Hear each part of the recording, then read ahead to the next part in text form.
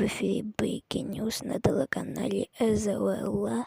Я Діма. Сьогодні я вітаю вас з 8 березня.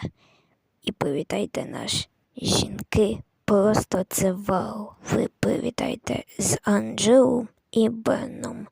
У нашому програмі «Говорить Україна», і там на сьогодні ще програми 8 березня «Прощай, квіти». Це тема нашої програми на сьогодні, щоб він упав на хлопця дитинка. Ну все, ви залишитесь квітів без квітів, а березень 8, а буде квітня привітати. До зустрічі у програмі Breaking News на каналі СЛЛ.